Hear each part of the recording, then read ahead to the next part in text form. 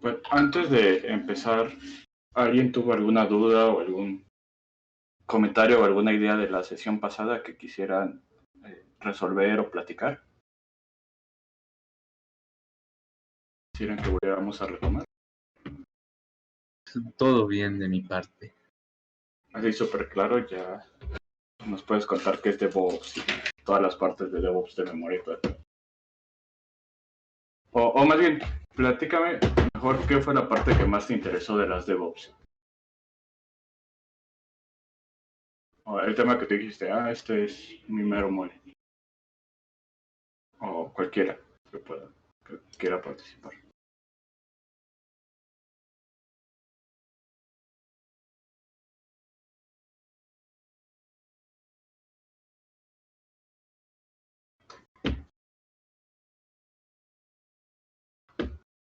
Bueno, algo que se me hizo padre fue toda la parte de que, pues ya empezamos a automatizar muchas cosas. Bueno, a mí se me hizo, o la referencia como que yo puse en mi mente me recordó a las líneas de producción, de cómo, pues sí, vas segmentando varios procesos en partes pequeñas para ir, pues revisando uno por uno y que no, pues haya tanto fallo al momento de ensamblar todo. Bueno, eso es lo que al momento de automatizar las cosas, eso fue como que lo más interesante que vi en la parte de DevOps.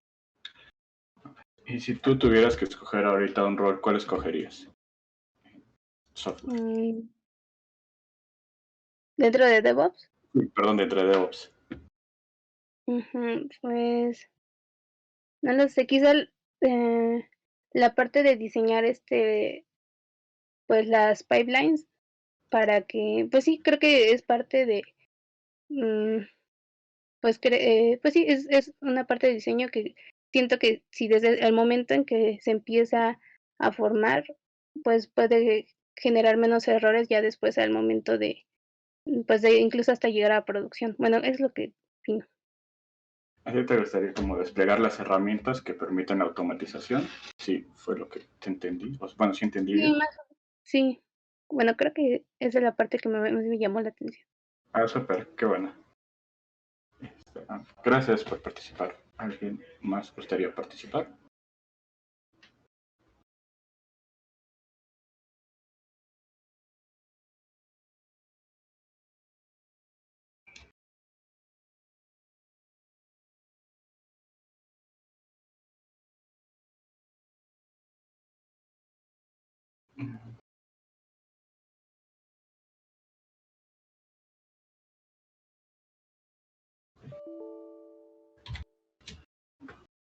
Vale, si no, al menos vamos a ver lo de la definición de Podman o cómo se va a instalar Podman.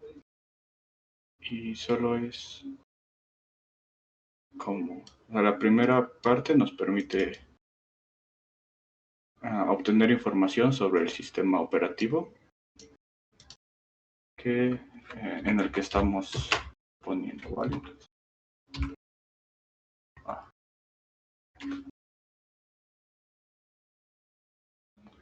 Entonces, si ven, al hacer esta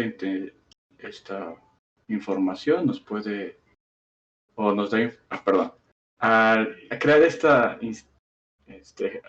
a ejecutar etc os-release nos va a dar o va a llenar información del sistema operativo en las variables de entorno. Y en especial lo que nos va a interesar es el de versión ID. Y pues en este caso pues es el 20.4. Después vamos a agregar el repositorio o el origen del repositorio en una lista o en la lista de nuestros paquetes disponibles o en los que podamos utilizar. Y esa es la segunda línea.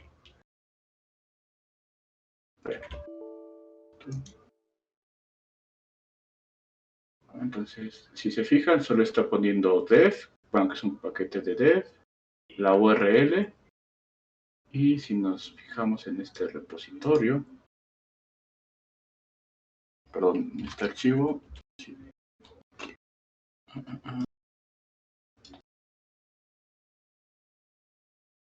Mañana lo voy a escribir.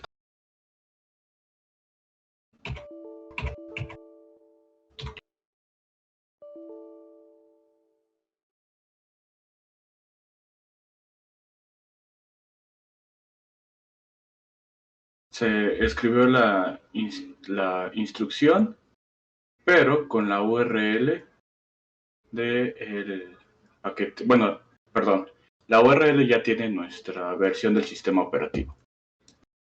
Lo siguiente que tenemos que hacer es descargar el paquete y firmarlo, agregar la llave.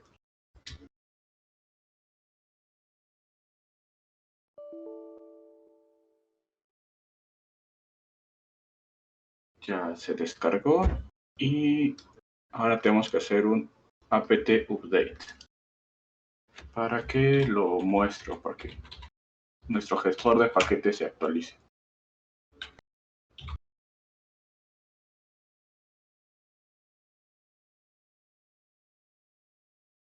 Entonces, si se fijan, por aquí ya está apareciendo los repositorios de Cubic Project.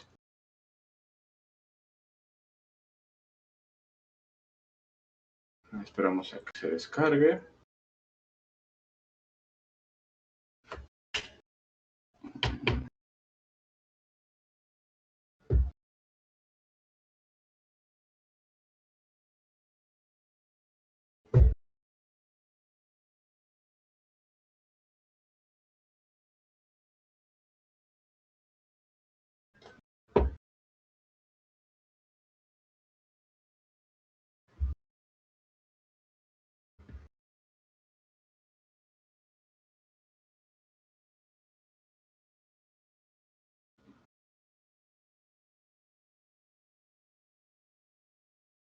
No, ¿alguien o quiénes han podido trabajar con Linux y cuál distro es la que prefieren para trabajar? ¿Y por qué la prefieren? ¿O alguno que quisiera compartir su experiencia con Linux?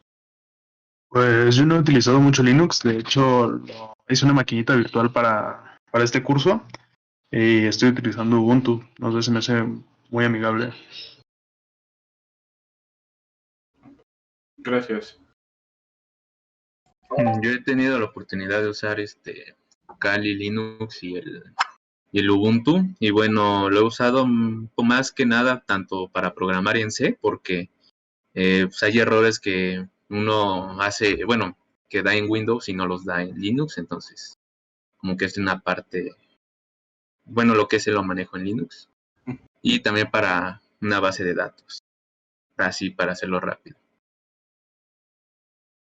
¿Y si sientes más amigable trabajar con Ubuntu perdón, con Linux que con Windows en cosas de la escuela o productivas? Pues yo he trabajado más con Windows y Linux igual lo uso, pero muy poco. Igual yo sé, por lo mismo de que es más amigable Windows. Y ahorita con Kali, como que siento que es más amigable que Linux. Casi Ubuntu no estoy muy familiarizado con Ubuntu. Como que no me llama más la atención. Gracias. ¿Alguno de ustedes desarrolla en Windows o para cosas de la escuela?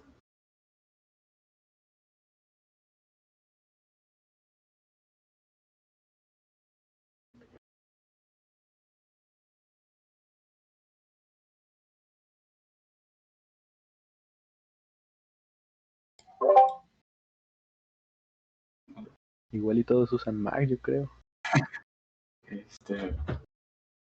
¿Cómo? Bueno, Problemas pues yo siento... bueno, perdón, ¿quién iba a hablar? Iba a decir un mal chiste, pero a ver, Ok. mejor. Pues yo creo que yo he utilizado realmente todos. Al principio, bueno, sí, yo empecé usando para programar OpenSUSE porque según era más ligero, pero la verdad sí se me hacía nada amigable para la parte de configuraciones. Sentí que había un montón de cosas que debía moverle y en ese momento que como que estaba empezando me daba mucho miedo mover alguna cosa dentro de la máquina que dijera, no, pues no sé cómo arreglarlo después, no sé, me daba cosa, pero pues eso sí me ayudó mucho a sobre todo a conocer los comandos básicos de Linux, y después de ahí yo me pasé a Ubuntu, y ese sí lo sentí mucho más amigable, pero a comparación de Windows, y bueno, yo sí siento que para programar personalmente, siento que los editores y las diferentes herramientas como que generan mucha basura innecesaria de librerías, de archivos que siento que, pues sí, no son tan necesarios. Y ahorita estoy utilizando macOS y me gusta mucho porque, pues, es el núcleo, según yo, sí es Unix, ¿no? Y siento que combina las 2 cosas, tanto la parte como más amigable de Windows y, pues, los realmente son los mismos comandos de Linux, y esa es la parte que me gusta. Igual, instalar LaTeX en Linux es una lata, ¿no? Porque pues, descarga, como dices, mucha basura y para actualizarlo tarda muchísimo. Pues bueno, yo sin querer puse el upgrade, entonces está haciendo el upgrade de todo. Entonces, ¿qué les parece si vamos con la presentación? Y ahorita volvemos a esto, ¿vale? Para avanzar.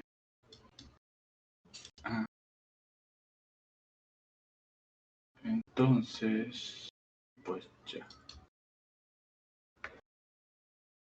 Aquí ya están viendo la presentación, ¿verdad?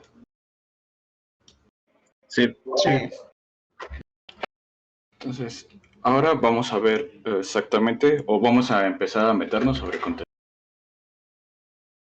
Ya vimos un poco de qué eran los microservicios. ¿Alguno recuerda que había dicho Paul que eran los microservicios? ¿O recuerda, o qué idea se les quedó de cómo funcionan los microservicios?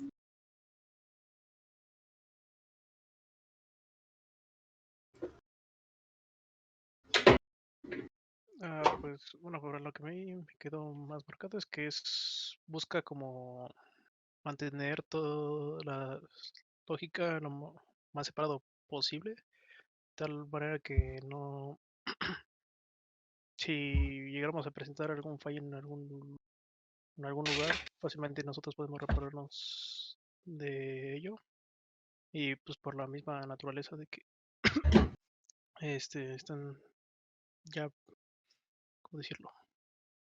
Preparados, bueno, ya están como identificados bien. Nosotros podremos ah, facilitar el monitoreo y la interacción entre ellos. Perfecto, muchísimas gracias. ¿Cuál es tu nombre, perdón? Carlos, Gracias, Carlos.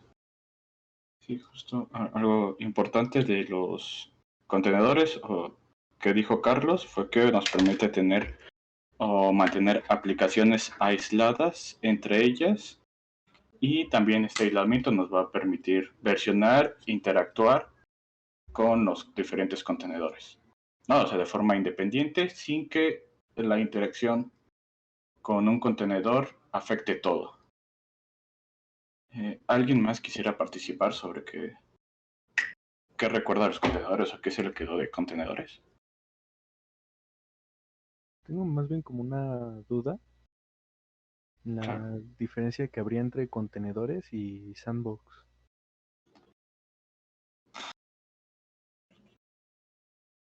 Como tal, no, no la sé, no. Nunca he trabajado con un sandbox. Pero, o sea, como el comentario sobre eso, podría ser que las primeras cosas que se hicieron con los contenedores fue hacer un sandbox. Es decir, entornos aislados o procesos aislados de tu sistema operativo donde tú hicieras cambios y que esos procesos estuvieran lo suficientemente isolados para que no afectaran a todo lo demás. Entonces, en el sandbox, o de esas primeras prácticas que hacían, era montar un volumen, es decir, un directorio. Entonces, un file system.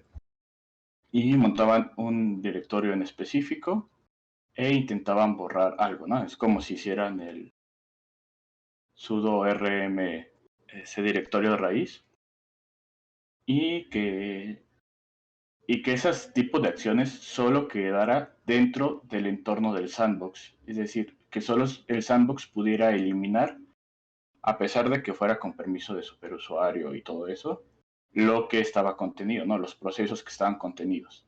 Es decir, que no pudiera salir de ese file system donde estaba viviendo. Eso es lo que yo tengo así como de idea de que es un sandbox. No sé, Paul, si tú tienes alguna respuesta o algún comentario sobre esta pregunta. No, la verdad es que sí, igual como tú no he trabajado bien con eso y pues ahora no podría añadir algo más. Pero si no, los investigamos y revisamos algo de sandbox, ¿va? Cuando hablas sandbox, ¿hablas de alguna tecnología en específico o del concepto de sandbox? Es que se me olvidó cómo se llamaba creo que era Fire algo. Le echo un vistazo y ahorita te digo. Sí, si no, cuando lo encuentres lo escribes en el canal. Y yo busco una práctica de sandbox, que también estaba interesante. Pero bueno, entonces, ¿alguien más que pueda comentar sobre esto?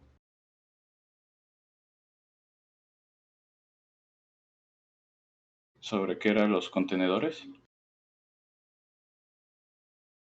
De los contenedores, pues lo que yo entendí es más o menos como las máquinas virtuales, solo que la máquina pues sí es una emulación de todo, sí, de todo como tal una máquina, y el contenedor es más de la parte de software, ¿no? Y no necesariamente el sistema operativo completo. Gracias. Súper bien, entonces. Sí, bueno, entonces creo que este tema sí está bastante bien. Entonces, continuamos. Ahora vamos a intentar, o que me digan qué partes comprenden una máquina virtual, ¿no? Entonces, yo empecé con una diciendo sistema operativo. Y si se les ocurre otras cosas que tengan nuestras máquinas virtuales o una computadora normal en la cuestión de software. Si les piden, describe una máquina virtual o describe tu computadora, qué tiene instalado, cómo funciona y todo eso, ¿qué dirían? Las entradas y salidas. Ok, esas entradas y salidas, ¿de qué cosas son entradas y salidas? ¿Quién es el que produce las entradas y salidas? Pues digamos que nosotros como usuarios, no sé, el teclado, el mouse, el disco, un disco duro, ¿no? Ok, entonces, entradas y salidas. A las que tú ahorita comentaste son relacionadas al hardware o cosas físicas. ¿Cómo verías entradas y salidas en cuestión de procesos? ¿O cómo se comunicarían los procesos? Esa sería una, cómo se comunican los procesos entre sí y cómo puedes ver la salida de un proceso. ¿Cómo sabes que un proceso si realizó su trabajo o no lo realizó? Ah, caray, si me agarraste en curva. Es que bueno, lo trato de relacionar con la parte de arquitectura, pero creo que ya me estoy metiendo más al hardware que al software. ¿De arquitectura te refieres a arquitectura de hardware o a No, arquitectura de la materia arquitectura? a la materia de arquitectura de computadoras. Entonces, una instrucción que es en la arquitectura. ¿O qué instrucciones se te vienen a la mente?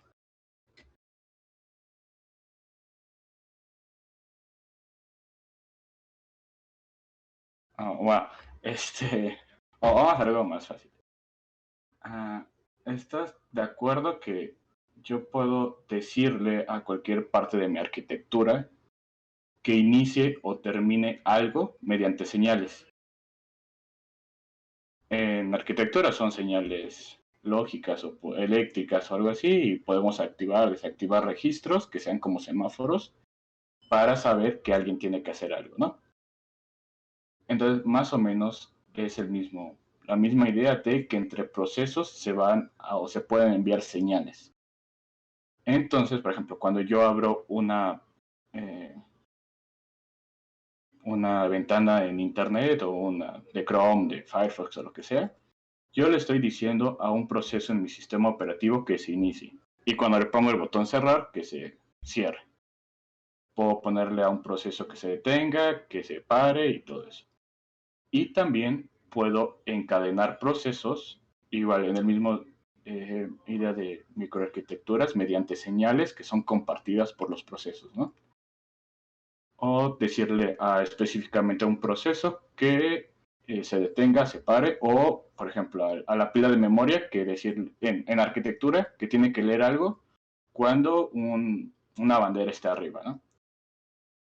Entonces, es un poco eso, ¿no? Que mediante señales de inicio, parar, reiniciar, voy a comunicarme con mis procesos.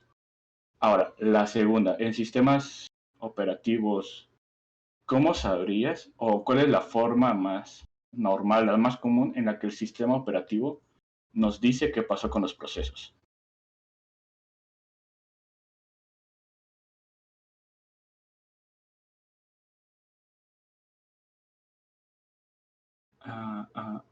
Pues devuelve por decirlo, un mensaje al proceso que lo ejecutó, ¿no?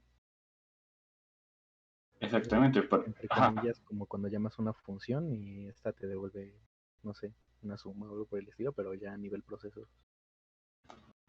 Justamente, entonces, igual, en este ejemplo que pusiste de programación, ¿estás de acuerdo que cuando ejecutamos o compilamos un programa por ejemplo, en C, que habíamos hablado, y nos manda un error de segmentation fault, que accedimos a un segmento de memoria indebido, nos está enviando tanto una señal, el exit 0, exit 1 y todo eso, exit son señales, y también nos puede mandar un mensaje.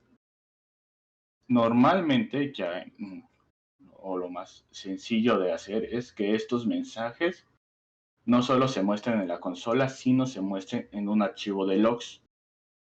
Entonces el archivo de logs solo tiene como una fecha, un nivel de qué fue lo que pasó, es decir, un nivel de severidad o severity, que es como, ocurrió un error, ocurrió un warning, info, debug y todo eso, y después lo que pasó.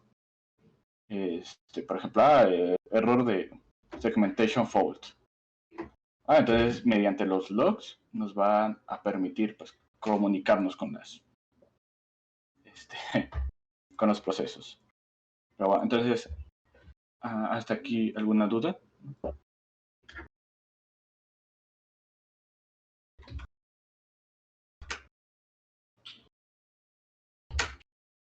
¿Alguien o qué más se necesita para crear una computadora, o sea, para describir una computadora?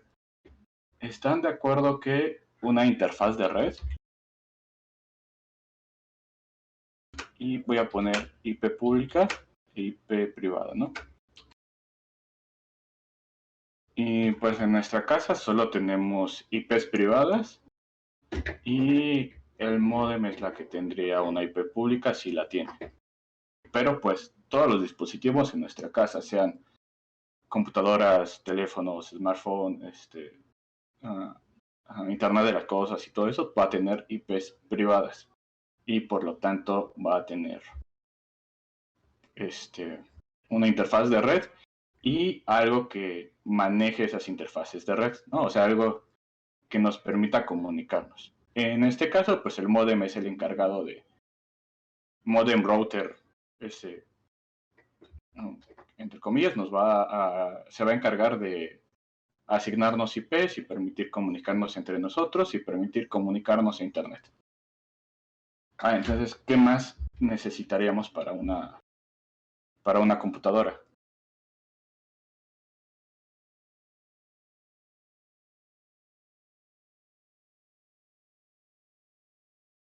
Podría ser almacenamiento.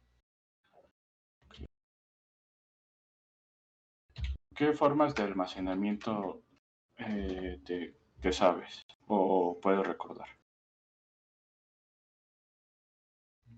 Tipo sistemas de archivos o Justamente. tipo USB. Con File System está bien. Bueno, ahorita.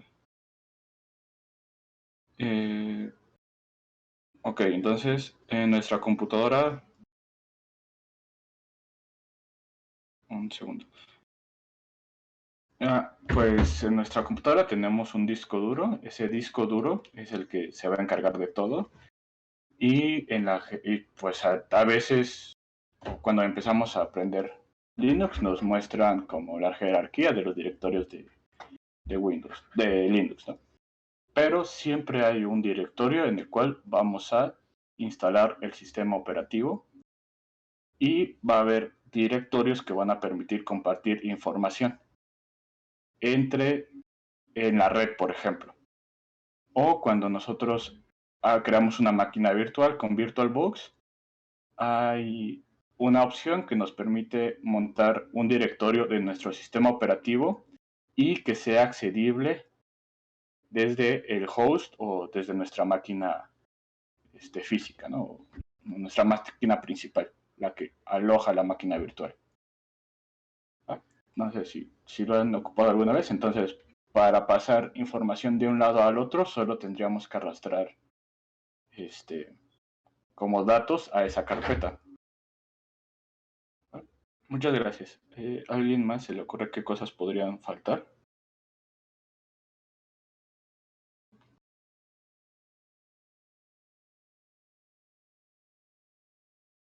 Drivers. Ok, como que drivers. Pues yo creo que lo que permite la comunicación entre, no sé, el archivo del disco virtual con la máquina virtual. Por ejemplo, en VirtualBox, que nos permita usar nuestra red Wi-Fi como tipo puente. O un driver de que nuestra cámara o micrófono se conecten a la misma máquina virtual. Y sí, justamente. Y aparte de drivers, ¿qué otros programas vienen instalados con el sistema operativo por defecto?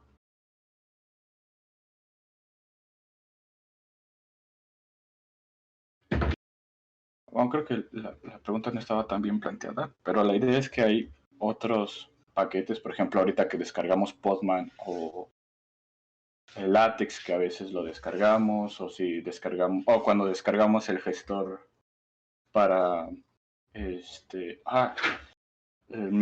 la pila que descargamos de MBN, que es JAR, bueno, se me fue ahorita el nombre.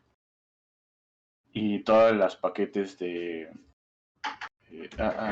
Express o Mongo o Django que necesitemos.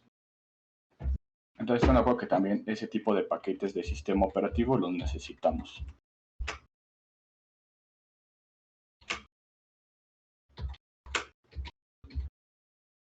Como las dependencias de Node y todo eso. Entonces, gracias. ¿Qué otra cosa necesitaríamos? ¿O qué otra cosa que nos falte para describir nuestra máquina?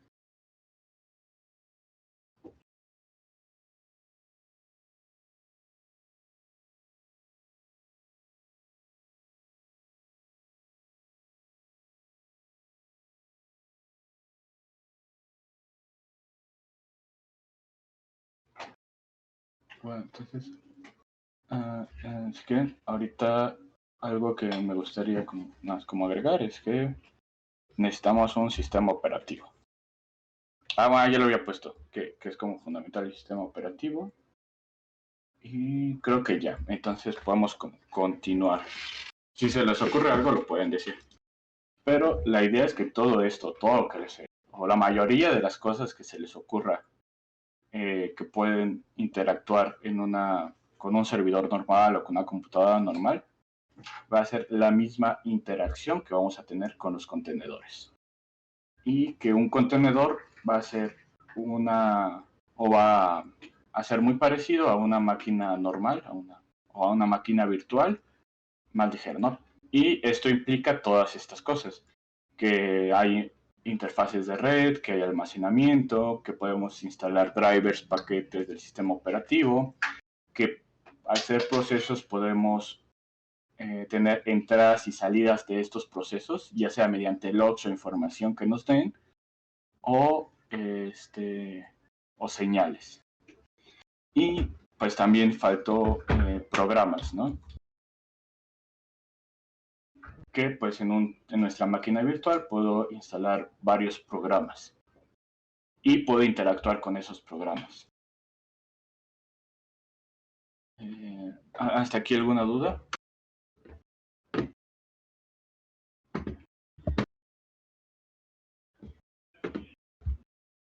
Bueno, entonces algo que nos va a permitir, o de las ventajas de los microservicios, es que es más sencillo de implementar. Es decir, cuando ustedes, o este proceso de descargar una máquina virtual, instalarla, ver los drivers, ver que nuestra tarjeta madre o el BIOS esté habilitado la virtualización a nivel de hardware y todo eso. O sea, todos esos pasos nos los vamos a ahorrar con los contenedores. Y al ser pocos pasos, podemos replicarlos de forma sencilla. Es decir, si yo les pidiera ahorita que creen una máquina virtual con un sistema operativo diferente, se tardarían media hora o más tiempo, ¿no? Dependiendo la máquina, el sistema operativo y su internet. Pero pues es como lo que viene a dar, o lo que nos viene a beneficiar los contenedores, ¿no? Lo que viene a solucionar los contenedores. También nos permite aprovechar la tecnología en la nube y otros tipos de tecnologías para optimizar cosas. Y pues como habían dicho, creo que fue Carlos, que nos permite hacer un diseño tolerante a fallas. Es decir, ¿por qué fallarían? Porque disminuye el impacto de la falla. Es decir, falla un contenedor, no fallan todos los contenedores al mismo tiempo. Y si, por ejemplo, yo hubiera roto mi sistema operativo, como habían dicho de que en SUSE tenían miedo de moverle algo a SUSE y se rompiera SUSE, entonces si mueven algo en un contenedor y se rompe ese contenedor, no tendría por qué afectar a otro. Y nos ayuda a ciclos de desarrollo más rápido, que pues es beneficioso para este concepto de DevOps. Entonces, los contenedores también los podemos ver como paquetes lógicos de aplicaciones. ¿Qué necesitan? O así es una pregunta. ¿Qué necesitarían para correr una aplicación en Node, Maven o Express? Que lo que ahorita hemos visto en este curso, ¿no? Como qué son. Si yo les dijera, instalen una aplicación en Maven, ¿qué pasos necesitarían hacer?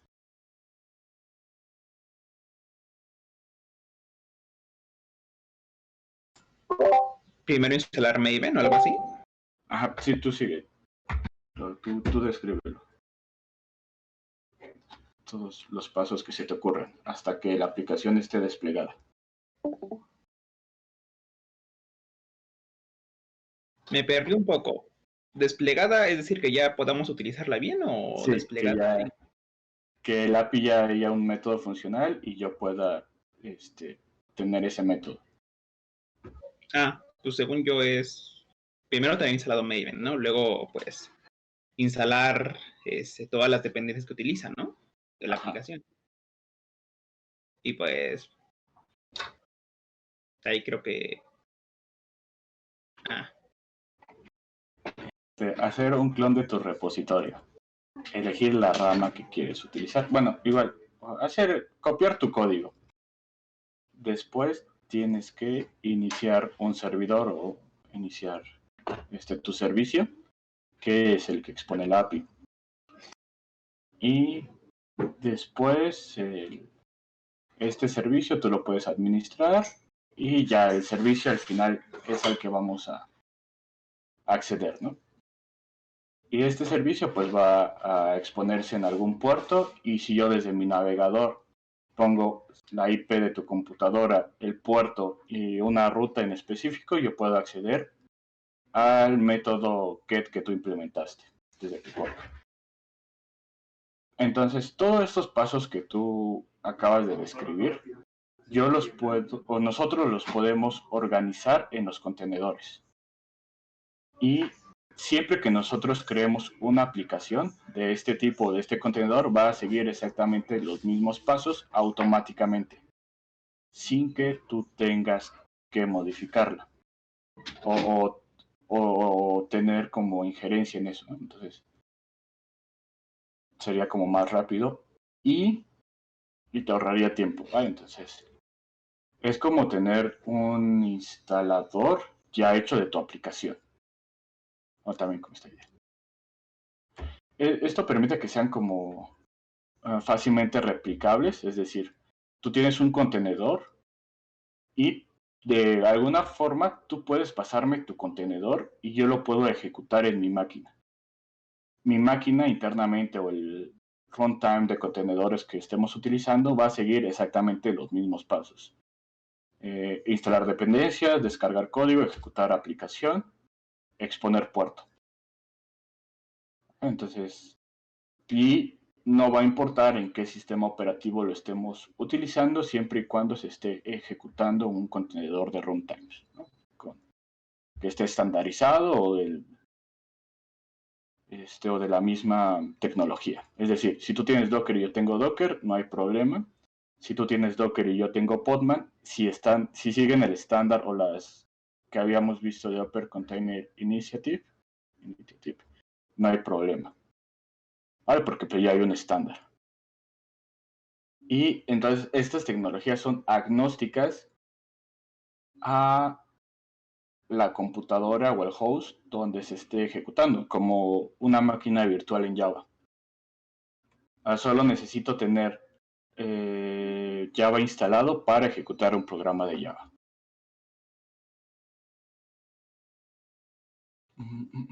Esto ya los vimos. Creo que esto también ya lo habíamos visto en las clases anteriores. Y ahora es cuándo se deben utilizar los contenedores. Entonces les voy a platicar como una aplicación que es monolítica y un caso de uso. O igual, si se les ocurre. Entonces tenemos dos usuarios que representan sistemas diferentes. Bueno, primero. El ejemplo es una aplicación o un sistema donde ustedes puedan hacer pagos de todo tipo y comprar todo tipo de servicios que necesiten como transacciones bancarias desde una sola plataforma. Es decir, si ustedes son clientes de Netflix y compran, o sea, pueden domiciliar sus pagos en Netflix, pueden administrar su Netflix, o si son como clientes de Mercado Pago o cosas así, también ustedes pueden utilizar esta plataforma, administrar sus pagos sin importar si es Mercado Pago, algún banco, todo eso, y puedan también pagar cualquier tipo de servicios, ¿no? Desde servicios de gobierno, hacer transacciones y todo eso. Entonces, y imaginen que hay dos tipos de clientes diferentes. Entonces son como todos los clientes que utilizan una plataforma de video, ¿no? Y los otros son todos los clientes que utilizan un servicio de bancos. Son clientes diferentes que nosotros los tenemos separados y que les ofrecemos diferentes funcionalidades. Pero solo lo tenemos en una sola aplicación. Es decir, en esa aplicación hacemos todo lo que les conté al mismo tiempo. Todos los pagos que se imaginen a todos los lugares y comprar todos los servicios que tengan, ¿no? Y también pueden recibir pagos sin transacciones de todos los lugares. Y si ustedes fueran alguien que da servicios, pueden darse de alta en la plataforma y les pagarían a ustedes con transferencias bancarias. Entonces, en este caso, tenemos a un cliente grande de video, el cual le pagan mediante nuestra plataforma. Y nosotros hacemos como la conexión con todos los bancos y automáticamente para el usuario que se registra o que intenta pagar, no importa de qué banco sea, la plataforma que es nuestro cliente recibe el pago. Y la otra es como el usuario normal que quiere hacer pagos. Las dos son servicios identificados diferentes, bueno, clientes con funcionalidades diferentes. Tenemos tres servidores y tenemos un balanceador de carga, ¿no? Entonces, lo que hace este balanceador de carga es dividir las peticiones entre los tres de forma equitativa. Si llegan 300 peticiones, le llega 100 a este, 100 al del medio y 100 al de la derecha. Tenemos una base de datos que está en MySQL, muy grande, hay un servidor muy grande. Y tenemos un autenticador de tarjetas. Nosotros tenemos ese algoritmo para autenticar tarjetas y guardar la información necesaria y suficiente para hacer el pago nosotros mismos y para validar el pago, ¿no? Y podemos como comunicarlo con las APIs de los bancos o con servicios de pago ya establecidos. Este servicio autenticador de tarjetas es un servicio, o es una API que está fuera de las tres que tenemos de aplicaciones. Entonces ahí tenemos 5 servidores, 3 servidores para aplicaciones, uno para autenticador de tarjetas y el de MySQL. Y tanto el autenticador de tarjetas y el de MySQL dan servicio para todo, para los demás de aplicaciones. Todos están conectados entre sí con estas flechas, es decir, hay comunicación. El autenticador de tarjetas utiliza la base de datos para guardar tarjetas y para verificar que ya haya sido a qué usuario le pertenece una tarjeta. Las aplicaciones, pues, para registrar los pagos que ya se hicieron y todas las transferencias y todo eso. Vale, entonces, hasta aquí, esa es como nuestra super aplicación que hace todo esto y todo lo que se les ocurra. Pero, en este escenario, Alicia Maravillas, que es por ejemplo, tener una aplicación grande que recibe todos los pagos, las millones de transacciones. ¿Y qué va a pasar? Tienen algún error o falla algo y todos esos clientes empiezan a hacer peticiones a nuestra aplicación. Los pagos no se pueden realizar, entonces pues los clientes o los servidores o todo eso empiezan a reintentar hacer el pago, ¿no? Entonces eso hace que nuestra aplicación de pagos empiece a fallar. Y en lugar de tener 300 peticiones, ahora tenemos 3000 peticiones. Porque pues todos los clientes intentan registrar o crear o pagar sus cuentas, los guardamos en una lista, pero pues el sistema no alcanza a guardarlos ni a diferenciar cuál pago llegó primero. Los que son más viejos lo pueden recordar con nuestro super sistema de citas para sobrecupos, que tenías que estar como reiniciando o poniendo enter, enter, enter para que te diera, o hacer un script como para dosear el sistema. Pero el chiste es que esta aplicación fallaba porque recibía muchas peticiones en un minuto, ¿no? Eran, no sé, 2000 alumnos de SCOM en un minuto intentando registrar sobrecupo. Solo había 100 fichas disponibles y los usuarios, como no les cargaba la página al instante, empezaban a recargar. Entonces cada uno de esos usuarios hacía 100 peticiones. Entonces pues ya tendríamos 100,000 peticiones a la hora o al minuto o lo que sea, ¿no? El chiste es que nuestro sistema se desbordaría. Pero nuestro load balancer, esas 3000 peticiones, enviaría 1000 peticiones al servidor 1, 1000 peticiones al servidor 2 y 1000 peticiones al servidor 3.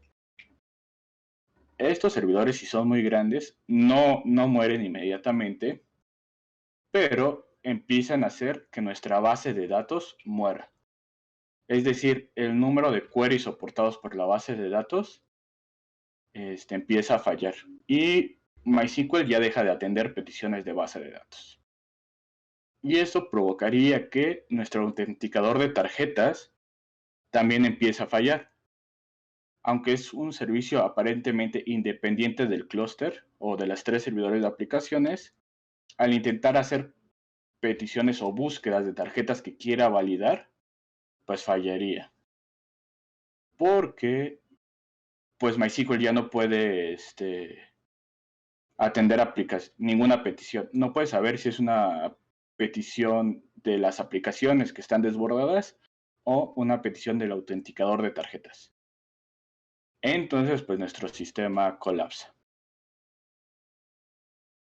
Y ahora sería como una alternativa o cómo se podría ver desde el mundo de los microservicios. Aquí, en lo que les conté, podemos diferenciar dos aplicaciones o dos servicios que principalmente provee nuestra aplicación. Pueden ser muchísimo más. Y una es administrar pagos y la otra es comprar servicios. Vale, entonces, nuestra aplicación o esta cosa de pagos, de que un cliente muy grande dejó de recibir pagos, intentó y todos quieren pagarle, hace que la aplicación de comprar servicios para el cliente Bruno Díaz, que no tiene nada que ver con el tráfico de Alicia Maravillas, pues falle también, ¿no? Entonces Bruno Díaz tampoco puede acceder a la aplicación porque todo nuestro sistema falló. Y para escenarios como este están los contenedores.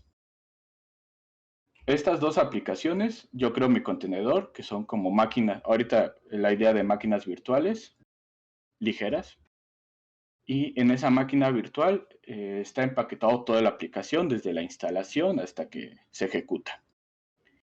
Y entonces yo tengo dos tipos diferentes de contenedores, mi contenedor de pagos y mi contenedor de compra de servicios.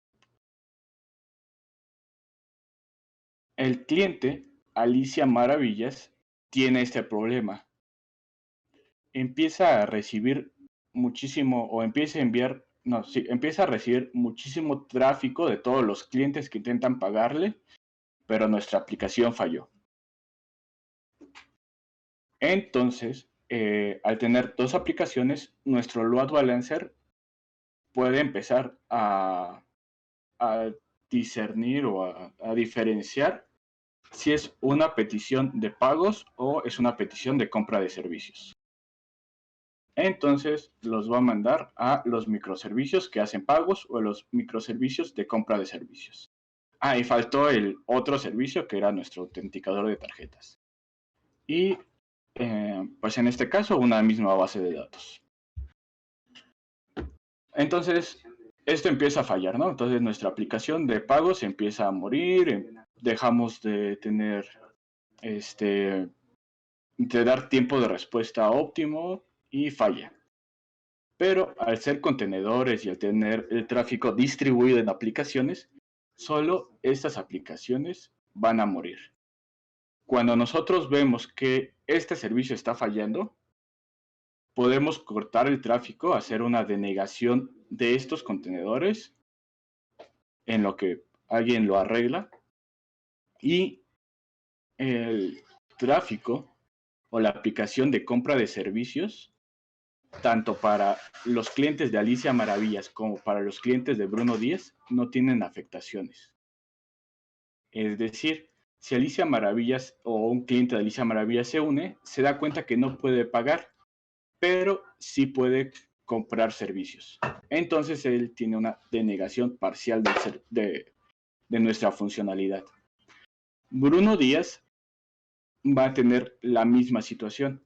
A pesar de que su tráfico no sea el dañino para la aplicación o no sea el que está causando problemas, él no va a poder pagar, pero sí va a tener compra de servicios. y nuestro autenticador de tarjetas va a seguir funcionando para nuestro servicio de compra de servicios.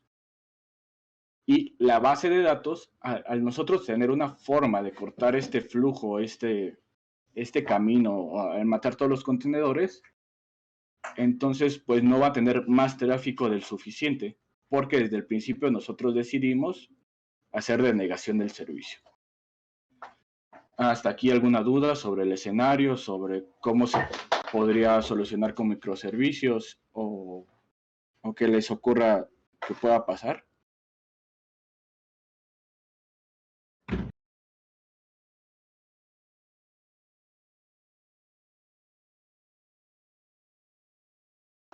¿No? ¿Todo súper claro? Sí. ¿O a alguien se le ocurre cómo podemos optimizar esto? Es decir, una mejor arquitectura para que no haya denegación del servicio, para Bruno Díaz en este caso. O con este esquema de contenedores y cómo funcionaría la aplicación. ¿Qué otras cosas se les ocurre que podríamos hacer? ¿Podemos tener más de un servicio de pagos? Okay. Pero si solo agregamos servicio de pagos, en algún momento nos vamos a acabar nuestra infraestructura o el dinero que tenemos para gastar en infraestructura. Y en otro, si el servicio está mal, en algún momento los 3 contenedores pueden morirse.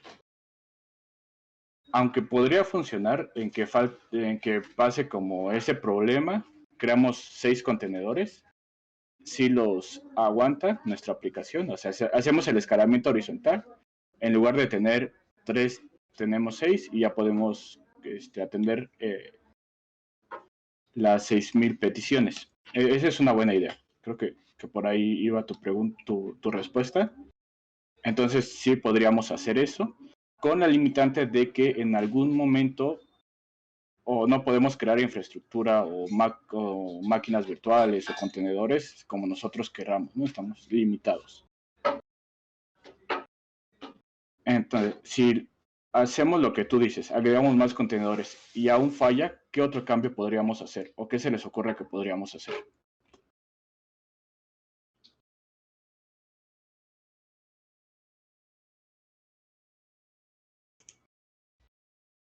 También podríamos bloquear a Alicia Maravillas, ¿no? Ok. Sí, todo el tráfico de Alicia Maravillas y Bruno Díaz ya no se enteraría. Pero en esa solución, o en la solución de este escenario, compra de servicios sí sigue siendo un servicio funcional. Y si cortamos todo el tráfico de Alicia Maravillas, entonces no podría acceder a compra de servicios.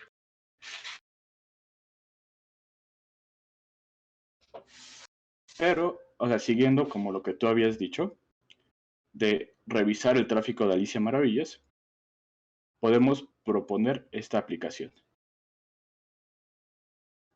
Ahora no vamos a tener solo 2 clases de contenedores, como pagos y servicios, sino que para cada tipo de cliente vamos a tener pagos y servicios. Como tú dijiste, yo en el load balancer, en lugar de diferenciar para qué tipo de aplicación o microservicio es el tráfico, va a identificar qué usuario, qué cliente es el que lo está recibiendo o el que lo está enviando. Entonces, Alicia Maravillas tiene 2 tipos de contenedores: de aplicaciones y de compra de servicios y de pagos. Y también Bruno Díaz. Si el tráfico de Alicia Maravillas falla y sabemos que es en pagos, nosotros podemos hacer la denegación del servicio al nivel de estos contenedores de pagos. Entonces, Alicia Maravillas puede seguir haciendo compra de servicios, que es como en el evento anterior, pero Bruno Díaz puede tener tanto pagos como compra de servicios al mismo tiempo. Y en el anterior, pues no podía hacer compra de servicios, que no podría pagar, ¿no? Porque toda la aplicación de pagos murió.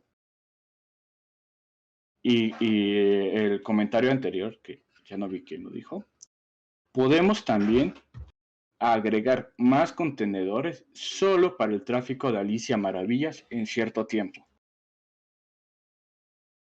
Entonces puede bastar con 1, con 2 o con 3, pero pues ya está más granular o más específico a dónde va a ir el tráfico, ¿vale?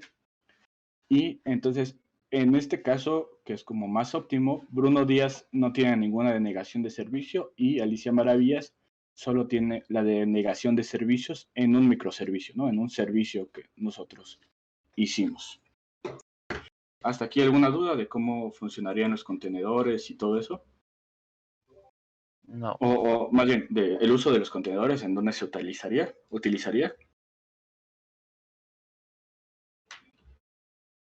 O sea, algo que me surge es si entonces los contenedores se dividen los recursos de la máquina. Sí, creo que Paul cuando empezó, no, Paul cuando empezó a describir que era un pod, es decir, la unidad mínima o lógica que tiene una aplicación en Kubernetes, mencionó que nosotros podíamos segmentar los recursos que va a ocupar este contenedor de la máquina virtual o del host. Lo mismo que hacemos con máquinas virtuales, que decirle como, solo quiero que tengas 2 gigas, solo de RAM y un procesador, ¿no? Con contenedores podemos hacer lo mismo. Podemos decirle hasta qué punto, o se llaman hard limits, ¿no? O límites duros de no puedes pasarte de, por ejemplo, también este tráfico de red o este porcentaje de uso de CPU o este porcentaje de memoria RAM. Entonces, automáticamente, si este servicio falla porque la memoria RAM se acaba, haz de cuenta, estoy enviando muchas peticiones a mi aplicación de pagos. En algún momento se va a quedar sin memoria RAM. Y en lugar de que todo el servidor, o sea, el problema diría, si el servidor tiene 40 GB de memoria RAM, las 40 se las va a acabar porque las peticiones en un principio son infinitas, ¿no? Porque es un error que de muchas peticiones, ¿no? O al menos sobrepasa la infraestructura que nosotros tenemos. Con estos hard limits, el contenedor, al decir como, oye, yo estoy utilizando más de 4 GB, que son los que me corresponden, me voy a morir. Y el contenedor se muere, ¿no? Entra en un estado de unhealthy o de no salud. Y automáticamente gestores como Kubernetes pueden dejar de mandarle tráfico o decir que ese servicio ya murió.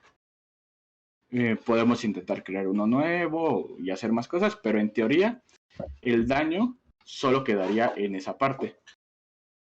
O sea, sería como el límite, ¿no? Para que no acceder a más recursos de los que tiene.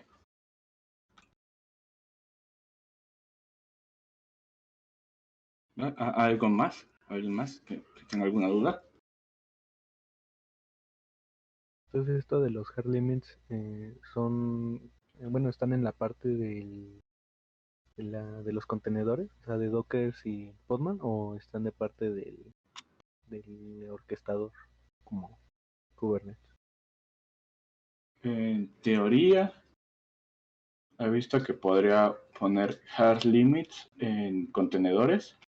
Está como esa línea, pero la idea es que gestores como Kubernetes nos ayuden a hacer todo el ciclo de vida. Es decir, evaluar el hard limit, ver qué se pasó, eliminar el contenedor, intentar crear uno nuevo. O también podemos asignarle más recursos a nuestro contenedor, o decir como, tengo 3 contenedores, los 3 ya están cerca de su límite, voy a crear otros 3. Esto nos permitiría hacer los contenedores, los orquestadores, administrar con nuestra lógica, los límites de los recursos que tenemos sin que nosotros tengamos que ejecutar un nuevo contenedor, modificar el hard limit, el hardware, el límite duro. Entonces, eso lo haría automáticamente los contenedores, los orquestadores. Sí. Ahora, sí hay algo, un runtime de contenedores que está aplicando el hard limit a nivel de sistema operativo y viendo los procesos y todo eso, pero los orquestadores nos van a hacer la vida más fácil. O sea, son los encargados de ver estos límites. Vale, gracias.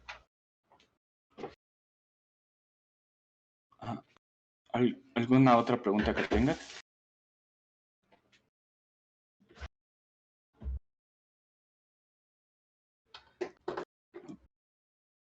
Bueno, entonces, este es como el ciclo de vida de un contenedor.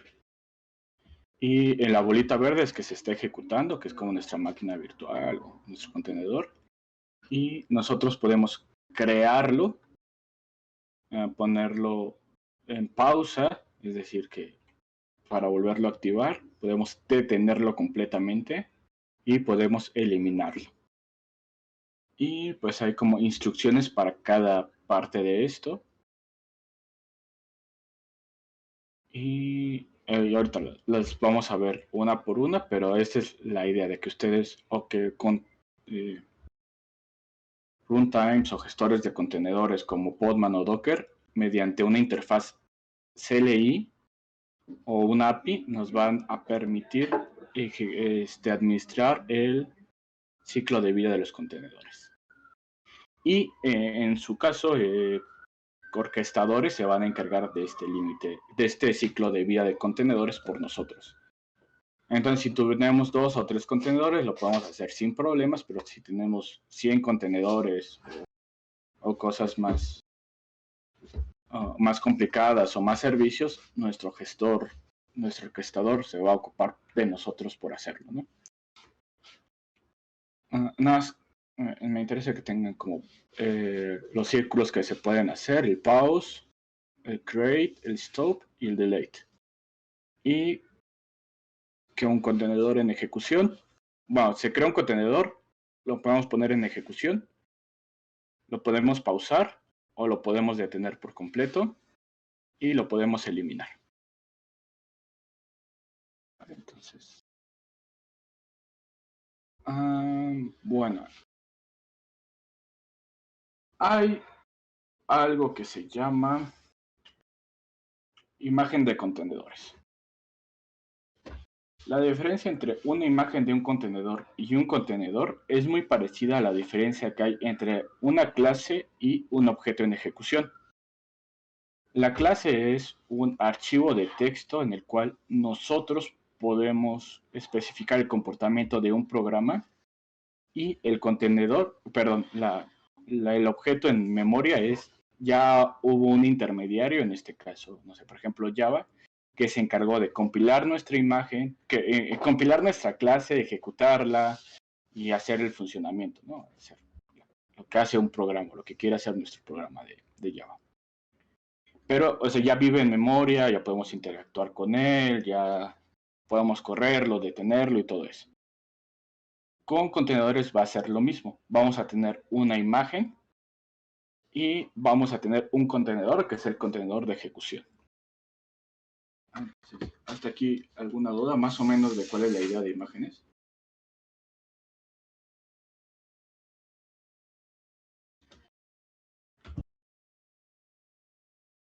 Todo bien. No, creo que no. Yo tengo nada más una pregunta. ¿Dónde puedo consultar más información respecto a esto? O sea, es que bueno, me hice bolas respecto a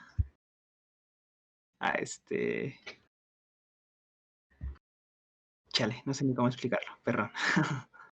Pero no, ajá. ¿cómo te diré? ¿Dónde podría encontrar más información respecto a esto? Más que nada para, pues, indagar un poco más y no sé, tal vez aclarar mis dudas que tengo. ¿Cómo cuáles dudas tienes? Ahora, como de generales, como, no entendí la parte de que era un contenedor, o no entendí qué es el ciclo de vida, o no entendí la parte de de qué componía un contenedor y una máquina virtual. O sea, ¿en qué temas tienes más dudas? Pues más que nada, cuando estuvimos viendo el ejemplo del caso de uso, cuando Ajá. estuvieron explicando los casos de lo que se llama Bruno Díaz y esta Alicia o algo así. Ajá, Como que me Alicia. perdí un poquito. La idea, un poco retomando esta duda, es que tú tienes dos servicios. Sí. En una aplicación monolítica, los dos servicios viven en un servidor. Y puedes tener copias de estos servidores, las que tú quieras. Y eventualmente van a fallar. Y como están en un mismo lugar, van a fallar para los dos servicios. Tanto la compra de pagos como... compra de servicios como pagos. O cualquier servicio que tú autenticador de tarjetas, también fallaría. Porque está fallando toda la máquina. Todo el monolito falla. A pesar de que el error esté en un método de pagos. Con contenedores podemos separar las aplicaciones en funcionalidades o en servicios independientes. En este caso, el autenticador de tarjetas es un servicio independiente del de aplicaciones y que pues los dos tipos de aplicaciones necesitan autenticar tarjetas, ¿no? Entonces, podemos hacer esta segmentación, deshacer ese monolito en varias partes y crear estrategias para que si falla una aplicación, solo falle esa funcionalidad que la contenía. Entonces, en el último ejemplo, la estrategia que nosotros, que comentaron, era que podíamos dividir el tráfico entre los usuarios y dividir el tráfico entre las funcionalidades. Entonces, por ejemplo, Alicia Maravillas tiene dos funcionalidades que son dos contenedores independientes. Falla uno y sigue teniendo el otro. Bruno Díaz tiene sus dos servicios son independientes de los servicios que tiene Alicia. Entonces, en teoría, una falla en el servidor, en un servicio de Alicia, no afectaría a lo que puede hacer o no puede hacer Bruno Díaz. O sea, ni siquiera se enteraría. Entonces, esta segmentación de tráfico, o sea, entre que el origen de los clientes y en qué aplicaciones o qué funcionalidades o qué métodos del API necesitan, nos permite mantener una mayor tolerancia a fallas o no perder nuestro sistema completamente. Entonces, era un poco la idea de este ejemplo. Les pasé una liga de Docker Labs, que tiene como algunos tutoriales y algunos laboratorios y cosas así que pueden revisar. Creo que sí lo pasé bien. Si no, lo vuelvo a enviar. Y ahí pueden como ver información de Docker. ¿Alguien tiene más dudas? Sí.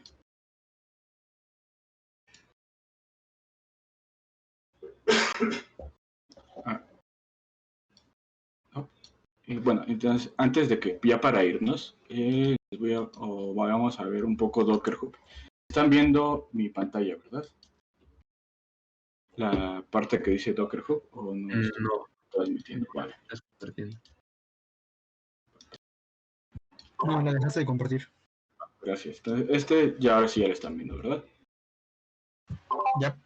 Este es el Docker Hub y es un registry. O sea, los registry sirven para guardar este ejemplo de clases de todos los contenedores que nosotros quisiéramos tener, ¿vale? Entonces, ustedes pueden crear una aplicación, crear, en este ejemplo, su clase, su imagen y subirla, o descargar imágenes o clases ya hechas y utilizarlas. Es parecido al concepto de herencia, es decir, tenemos una clase base y vamos a heredar todas las características de esta clase, todas las funcionalidades. Normalmente siempre hay una clase base que es un sistema operativo y nosotros podemos pues interactuar con este sistema operativo. Entonces, yo me descargaría mi imagen de Ubuntu, mi imagen de Debian, mi imagen de Oracle Linux, de ARX, de cualquiera de estos servidores y yo puedo instalar desde ahí mis aplicaciones. Vale, entonces También yo puedo buscar, por ejemplo, si quiero Node, ya viene una imagen oficial o una aplicación oficial de Node. Entonces yo puedo descargarlas. Entonces yo, por ejemplo, yo quiero la versión de Node que sea la 3.12, por ejemplo. O no, mi aplicación está diseñada para la versión 15.14, por ejemplo. O cualquier versión que tengan. Entonces ya están públicas, ya ustedes las pueden descargar y a partir de ahí pueden trabajar. En este caso no necesitarían instalar Node desde cero, sino solo necesitarían copiar su código y ejecutarlo. Por ejemplo, la otra que les quería enseñar es Mongo. Entonces, tenemos nuestra aplicación en Mongo. Está cómo la podemos utilizar. Y ustedes no se tendrían que preocupar por descargar Mongo, crear un usuario de la base de datos, darle permisos, exponer el puerto, exponer el servicio. ¿Qué más hace Mongo? Bueno, en general esas cosas, ¿no? Descargar alguna otra librería o paquete dependiente de los paquetes de Mongo. O instalar algún certificado o crear una base de datos por default, todo eso. Entonces podemos automatizar el proceso de descargar la base de datos de Mongo, crear un usuario, asignarle permisos a este usuario, crear un esquema o una base de datos. Ese tipo de procesos ya los podemos como automatizar y la siguiente vez que nosotros intentemos hacer una base de datos de Mongo, pues ya vendrían con ese proceso automatizado. La idea ahorita que quiero que nos quedemos es, un registry nos permite crear imágenes de contenedores. Las imágenes de contenedores son archivos de texto que describen qué va a ser una aplicación o un contenedor. Las instrucciones que vimos cuando contamos qué tendría que hacer nuestra aplicación era descargar librerías, descargar Mongo, bueno, perdón, descargar Node, descargar Mongo, descargar paquetes, copiar nuestro código, ejecutar nuestro código, revisar dependencias y todo eso. Entonces, ese tipo de instrucciones son las que vienen definidas en nuestro archivo de imagen. Y automáticamente cuando nosotros hacemos el pull o descargamos esta imagen, nuestro gestor de contenedores se va a encargar de ejecutarlos, ¿vale? O de crear este contenedor. Lo vamos a retomar el lunes ya con un ejemplo, ya interactuando con nuestra consola, pero hasta aquí más o menos claro o sigue bastante como inentendible, o sea, como muy confuso.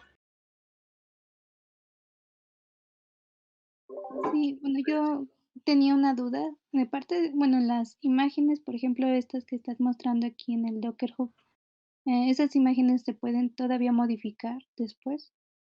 Sí, Ok. sí, justo. Nosotros podríamos como heredar el comportamiento de esas clases. Entonces, pues tú ya no te encargarías de descargar, por ejemplo, Python, que es también una lata Python y los entornos virtuales. Entonces, tú ya descargas Python automáticamente y pues ya viene con la versión y ciertas librerías, ¿no? Entonces, tú puedes automatizar o personalizar tu imagen de que pues solo aquí te da la versión de Python 3.8 y tú puedes decirle que descargue específicamente ciertas librerías o ciertos paquetes. O por ejemplo, copiar un código y ejecutar una aplicación en Django o en Flask.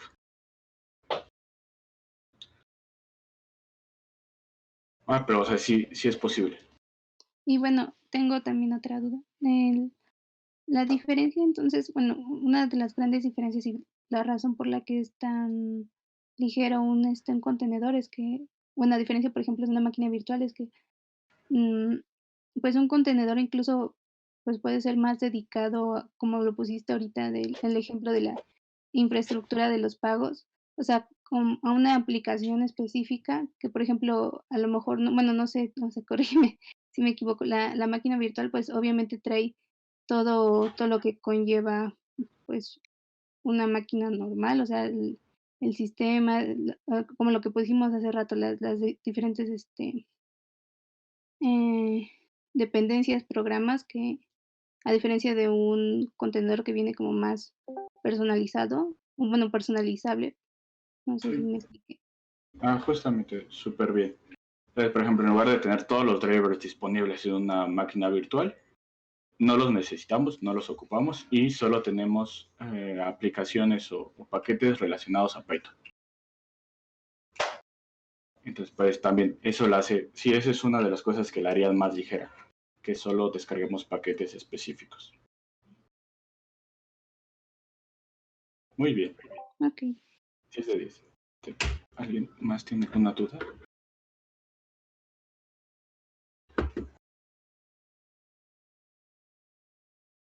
¿No? ¿Seguros? Ya, porque la siguiente clase nos vamos a ir como niño en tobogán y a entrar duro con contenedores, ¿vale? Todo bien. Entonces, le dejo Docker Labs, que viene como ejemplos y cosas de contenedores, y información y esto, ¿vale? Bueno, o sea, y el Docker Hub, que si pueden ver qué imágenes vienen disponibles o qué tecnologías conocen, y ver si ya tienen contenedores. ¿Vale? Entonces, igual, estaría chido que revisaran y si les llama la atención alguna imagen o algún servicio o alguna aplicación que ya esté contenerizada, la platicamos el lunes. Y pues ya, el lunes ya empezaríamos con Podman. Si tienen dudas, pueden enviarlas en la semana o el lunes temprano en el canal general.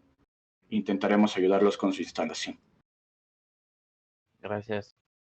A ustedes. Entonces, si nadie tiene más dudas, o podremos ya, ya irnos a descansar, como prefieran. Pero si hay dudas, podemos contestar.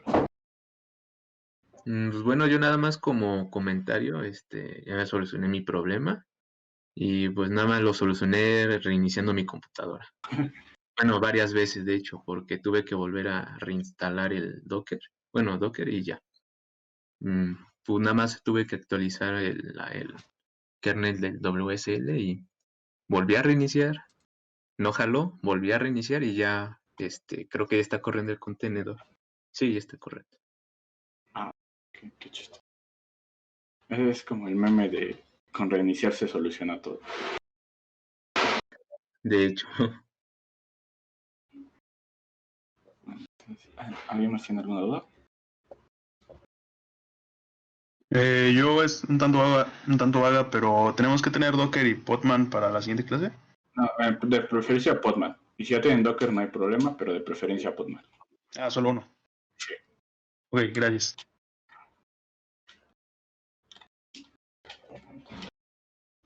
Pues ya. Sería todo por hoy, amigos. Muchas gracias por conectarse y cualquier duda en los canales.